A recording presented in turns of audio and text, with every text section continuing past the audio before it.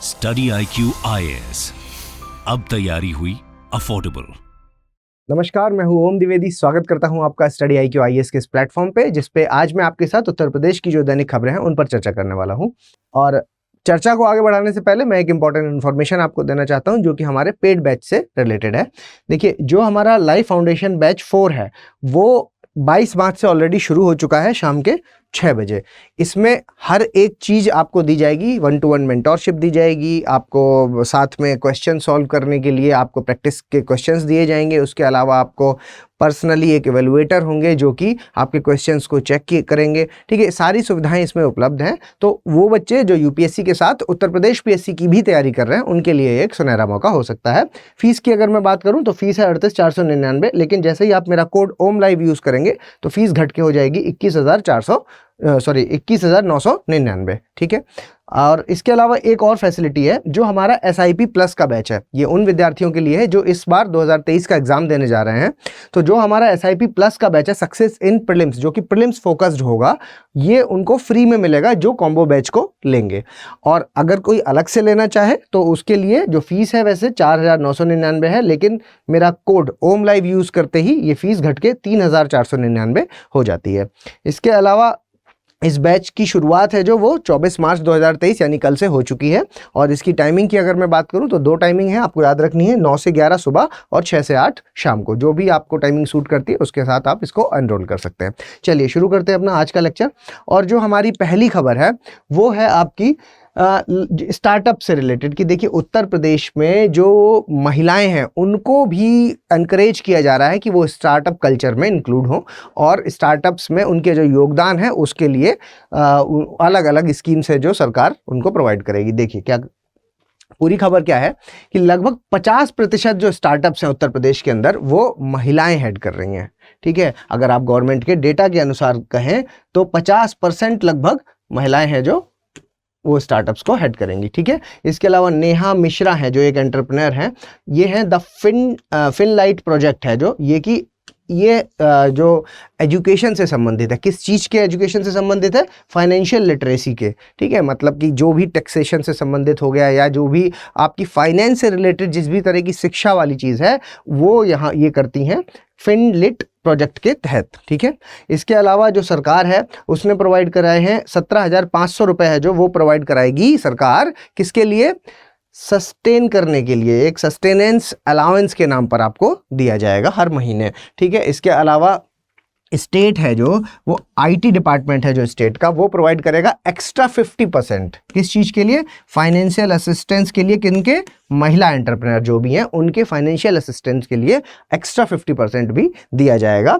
और ये जो IT डिपार्टमेंट है ये नोडल एजेंसी है इस स्टार्टअप का। ठीक है, और इसके लिए ये फाइनेंशियल असिस्टेंस कितने का देगा? लगभग 7.5 लाख का हर एक स्टार्टअप को। ठीक है, तो ये आप समझ पा रहे होंगे ओवरऑल क्या कल्चर है इस, यहाँ की महिलाओं के प्रमोट किया जा सके, एंटरप्रेन्योरशिप में इनको लाया जा सके, और जो स्टार्टअप कल्चर है उसमें महिलाएं अपना योगदान दे सके उसके लिए। ठीक है, चलिए आगे देखते हैं।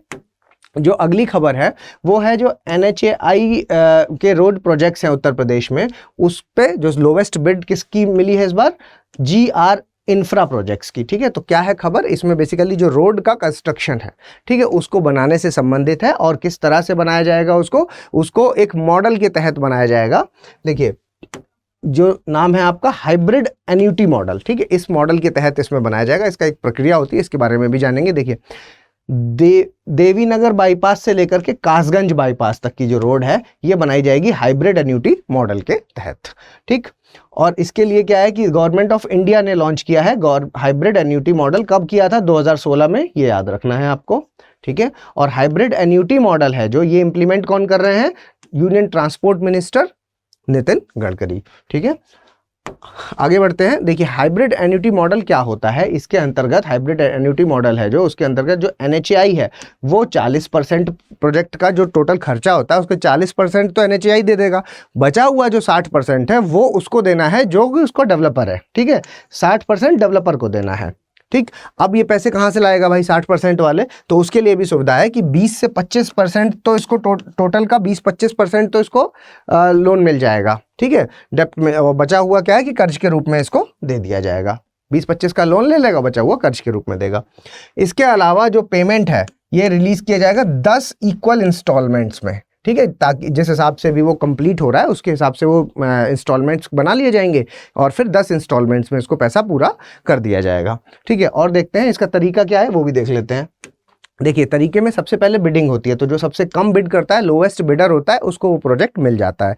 उसके बाद फिर फंडिंग होती है, जैसा कि मैंने बताया आपको 40% सरकार और 60% जो जिसको ये मिलेगा फंडर, जो भी डेवलपर होगा उसके द्वारा, यानी कि प्राइवेट सेक्टर के द्वारा।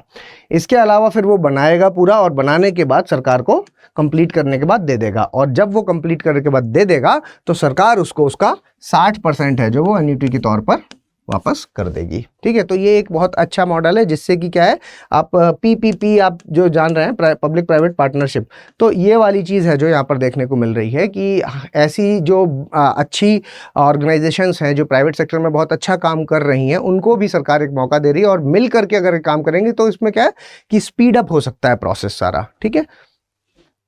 चलिए अगली खबर देखते हैं। In the first, women will operate 25% retail liquor business, ठीक है। शराब का जो बिजनेस है वो उसके में 25% जो है वो महिलाएं ऑपरेट करेंगी, ठीक है, 1 अप्रैल से, मतलब कि अगले फाइनेंशियल ईयर की यहाँ पर बात हो रही है। देखिए पूरी खबर क्या है कि पहली बार ऐसा हुआ है कि ट्रांसजेंडर्स हैं जो उनको भी लिकर के बिजनेस में एंटर करने को मिला। एक तो ये चीज़, विमेन पार्टिसिपेशन है जो लिकर बिजनेस में, वो अब क्या है बढ़ जाएगा उत्तर प्रदेश में, ठीक है। एक तो देखिए यहाँ पर क्या है, आपने ये चीज़ महसूस की होगी कि जो मसल पावर वाला, बाहुबली वाला जो कल्चर है वो अक्सर देखने को मिला है, और जिससे कि अगर महिलाओं की एंट्री उसमें हो जाएगी तो उससे क्या होगा कि एक ये कल्चर में थोड़ी सी कमी आएगी और एक प्रॉपर का बिजनेस तरीके का बिजनेस हो पाएगा, ठीक है। तो वो भी है। तो स्टेट वाइज डेटा है जो वो मेंटेन कौन करेगा, एक्साइज डिपार्टमेंट का हेडक्वार्टर है जो वो मेंटेन करेगा, ठीक है। उसके अलावा अगर मैं डेटा की बात करूं तो 28,930 रिटेल लिकर शॉप्स हैं जो,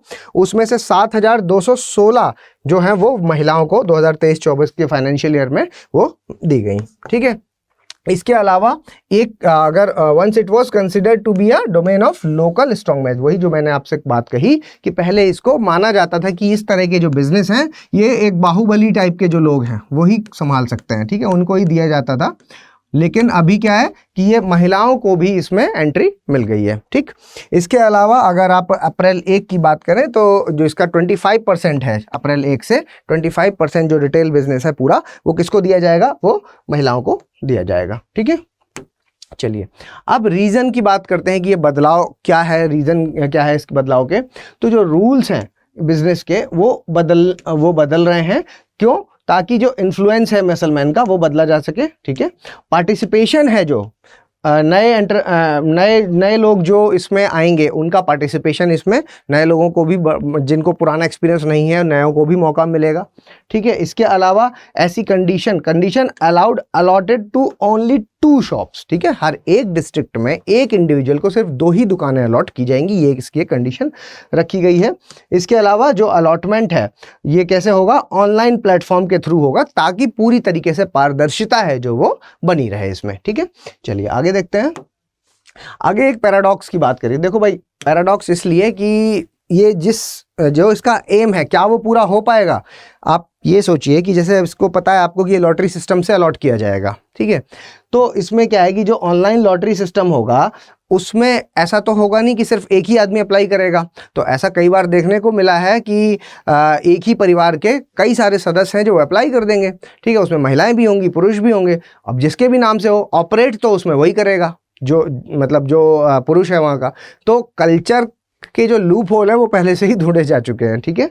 तो ये एक तरह का पैराडॉक्स देखने को मिला, ठीक। इसके अलावा देखिए उत्तर प्रदेश में 2.70 लाख टीबी के पेशेंट है। ये एक बहुत इंपॉर्टेंट न्यूज़ है और बहुत अच्छी खबर है कि जो हमारे यहाँ से उत्तर प्रदेश से टीबी का इरेडिकेशन हो गया है, ठीक है। देखिए टीबी के 2.70 लाख पेशेंट में से 70% ऐसे हैं जो अब हेल्दी लाइफ जी रहे हैं, जो डिजीज फ्री हो चुके हैं, ठीक है। कितने, 70%, ठीक है। 70% हैं जो वो हेल्दी लाइफ अब जी रहे हैं। और वन वर्ल्ड टीबी समिट में ये जो आपकी कहाँ हुई है, Rudraksh convention centre on world TB day में जो हुई उसमें ये चीज़ बताई गई है, ठीक है। उसके अलावा देखिए यूपी एक ज़माने में 21% मतलब टीबी के पेशेंट का 21% यूपी में हुआ करते थे, ठीक है, अगर डेटा की बात करेंगे। और ये इसके लिए सरकार ने 422 करोड़ जो कि डायरेक्ट बेनिफिट ट्रांसफर के थ्रू, ताकि क्योंकि देखिए आपको पता है कि टीबी के मामले में क्या होता है, 2 चीज़ें होती है, एक इलाज और दूसरा उसका न्यूट्रिशन, क्योंकि टीबी में पोषण भी एक बहुत इंपॉर्टेंट है। इसके लिए बहुत अलग अलग सरकार ने भी योजनाएं चलाई हैं, ठीक है, भारत मुक्त योजना, प्रधानमंत्री भारत मुक्त योजना, भारत टीबी मुक्त योजना, ठीक है।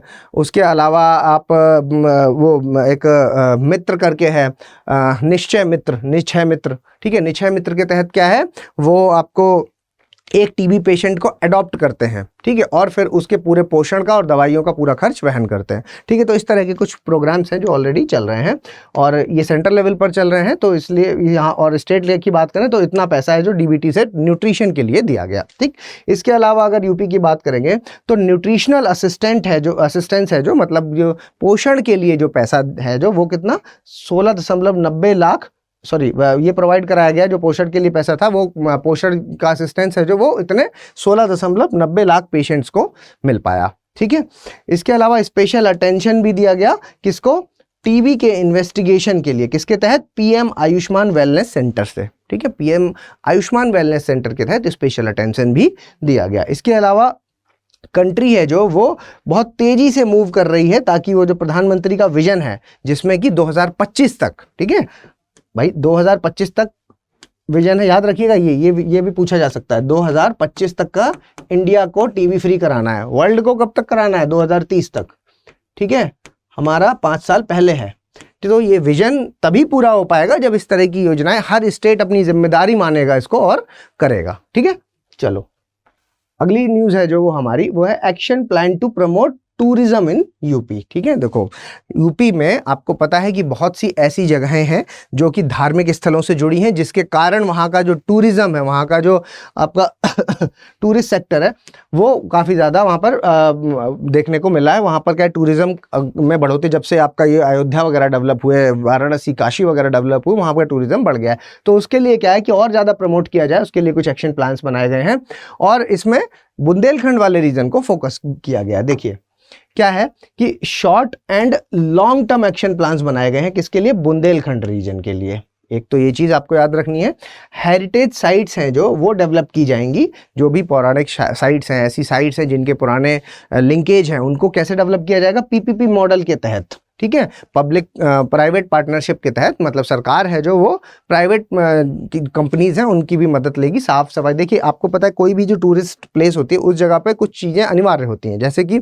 अगर कोई बूढ़ा वृद्ध या आपका कोई विकलांग पर्सन वहाँ जा रहा है तो उसके चढ़ने की प्रॉपर सुविधा है कि नहीं है, वहाँ पर पानी पीने की सुविधा है कि नहीं है, प्रॉपर सैनिटेशन है कि नहीं है। तो ये रख रखाव वाली जो चीज़ें हैं अगर ये प्रॉपर मेंटेन होगा तो वहाँ पर टूरिज़्म अपने आप बढ़ जाता है, ठीक है।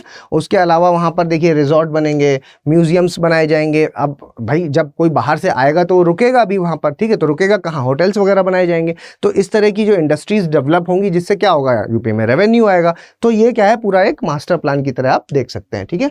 टूर पैकेज है जो वो डेवलप किया जाएगा जिससे कि बहुत सारी रिलीजियस स्पॉट्स हैं जो और हेरिटेज साइट्स हैं वहाँ पर जाया जा सकते हैं, जैसे कि अलग अलग जगहों पे ऑलरेडी चल रहे हैं। तो उसी तरह के कुछ पैकेज फिक्स कर दिए जाएंगे कि इस पैकेज में आप इन जगहों का पे घूम सकते हैं। मतलब आप मान लीजिए कि मथुरा, आपका बनारस, आपका बुंदेलखंड में चित्रकूट ले लीजिए, ठीक है। तो ये सारी चीज़ों को लिंक कर दिया उन्होंने, ठीक है, कुशीनगर, और फिर एक साथ में एक पैकेज दे दिया कि इन चारों जगहों पे इतने का आपको घुमाया जाएगा।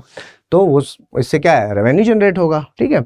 उसके अलावा बेसिक अरेंजमेंट्स हैं जो, जैसे कि अभी मैंने बात करी, इलेक्ट्रिसिटी, टॉयलेट्स, बेंचेस, पीने का पानी, ये सारी चीज़ें वहाँ पर मौजूद होनी चाहिए, ठीक है। उसके बाद जो आपका tourism development and control traffic है जो टूरिस्ट एरिया में, किस तरह, देखिए जब टूरिज़्म बढ़ेगा तो उस एरिया के रखरखाव में, मतलब उस शहर के रखरखाव में भी जो इंफ्रास्ट्रक्चरल चीज़ें हैं उसमें बदलाव आएगा, ठीक है। तो उसका किस तरह से मेंटेन करना है उस पर भी फोकस किया गया इस एक्शन प्लान के अंतर्गत, ठीक है। तो ये थी हमारे आज के दैनिक खबरें। अगर आपको ये पसंद आई हैं तो प्लीज़ लाइक, शेयर और सब्सक्राइब कर दीजिए। अगर आप मुझे कुछ सजेशन देना चाहें तो प्लीज़ मुझे कमेंट बॉक्स में बताएं, या फिर om.narayan@studyiq.com पे आप मुझे मेल भी कर सकते हैं। इसके अलावा @omdivedi007 ये मेरा पर्सनल टेलीग्राम आईडी है जिस पर आप मुझे मैसेज कर सकते हैं। उसके अलावा ओमद्विवेदी स्टडी IQ, ये इस पे आप, ये मेरा चैनल है जिस पर आप मुझे फॉलो कर सकते हैं। जल्दी मिलेंगे अपने अगले लेक्चर के साथ, तब तक के लिए धन्यवाद। स्टडी IQ IAS, अब तैयारी हुई अफोर्डेबल।